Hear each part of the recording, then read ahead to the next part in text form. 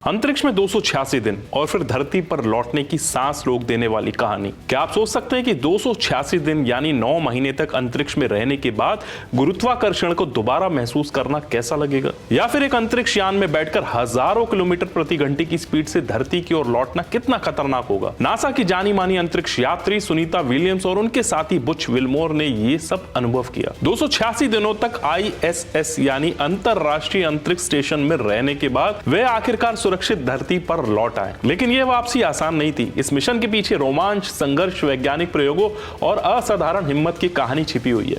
तो चलिए जानते हैं कैसे सुनीता विलियम्स इस ऐतिहासिक मिशन का हिस्सा बनी, अंतरिक्ष में किन चुनौतियों का सामना किया और आखिरकार किन संघर्षों से गुजरकर धरती पर लौटी। मिशन की शुरुआत। अंतरिक्ष की ओर उड़ान। नासा और बोइंग का Starliner crew flight test mission Sunita Williams के करियर का सबसे महत्वपूर्ण मिशनों में से एक था। लॉन्च की तारीख 6 जून 2024। स्पेसक्राफ्ट। बोइंग स्टार लाइनर एक नया यान जिसे इंसानों के लिए खास तौर पर डिजाइन किया गया था। मिशन का उद्देश्य ISS पर नई तकनीकों का परीक्षण करना और स्टार लाइनर के सुरक्षा मानकों को जांचना। हालांकि ये मिशन कई बार देरी का शिकार हुआ, लेकिन जब आखिरकार स्टार लाइनर ने उड़ान भरी तो यह अंतरिक्ष यात्रा का एक नया अध्याय लिखने वाला था। अंतरिक्ष में 286 दिन कैसा था अनुभव। जब कोई अंतरिक्ष में जाता है तो वहां जीवन आसान नहीं होता। गुरुत्वाकर्षण के बिना रहना, सीमित संसाधनों में जीना और महीनों तक पृथ्वी से कटे रहना एक बड़ी चुनौती है।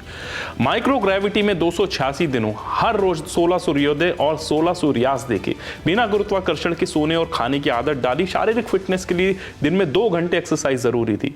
वैज्ञानिक प्रयोगों में शामिल रही, खासतौर पर माइक्रोग्रेविटी में दवाओं और नई टेक्नोलॉजी पर रिसर्च। स्पेस में खाना। सुनीता विलियम्स और बुच विल्मोर को डिहाइड्रेटेड फूड यानी सूखा खाना जिसे पानी मिलाकर बनाया जाता है और कुछ स्पेशल स्पेस डाइट दी जाती थी।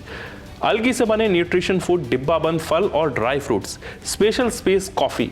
लेकिन असली चुनौती थी घर वापसी, जो कि किसी साइंस फिक्शन फिल्मों से कम नहीं थी। सबसे खतरनाक पड़ाव, धरती पर वापसी। धरती पर वापसी अंतरिक्ष यात्रा का सबसे जोखिम भरा हिस्सा होता है।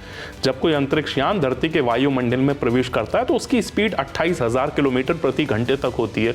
इससे घर्षण पैदा होता है और यान का भारी तापमान 1600 डिग्री सेल्सियस तक पहुंच जाता है। जरा सी गलती और पूरी यात्रा एक आग के गोले में तब्दील हो सकती थी। कैसे हुई स्टार लाइनर की लैंडिंग। स्टार लाइनर का कक्षा से बाहर निकलने का कमांड दिया गया। 3 बड़े पैराशूट्स खोले गए ताकि स्पीड कम हो सके।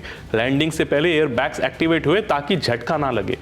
यान न्यू मैक्सिको के रेगिस्तान में सुरक्षित उतरा। जैसे ही दरवाजा खुला, सुनीता विलियम्स और बुच विल्मोर ने 286 दिनों बाद ताजी हवा में सांस ली। धरती पर पहला कदम। सुनीता विलियम्स का रिएक्शन। 9 महीने तक बिना गुरुत्वाकर्षण में रहने के बाद जैसे ही उन्होंने कदम रखा वह लड़खड़ा गई, लेकिन उनकी आंखों में गर्व, खुशी और संतोष झलक रहा था। उन्होंने सबसे पहला शब्द क्या कहा? Wow, it's feel so good to be back. NASA और बोइंग की टीमों ने इस मिशन की सफलता को इतिहास का नया अध्याय बताया। सुनीता विलियम्स भारत की बेटी, नासा की हीरो। 3500 से ज्यादा घंटे का स्पेस फ्लाइट अनुभव। अंतरिक्ष में 7 बार स्पेस वॉक करने वाली महिला, भारत की दूसरी महिला जिन्होंने अंतरिक्ष में लंबा समय बिताया। स्टार लाइनर के पहले क्रू मिशन की पायलट बनी।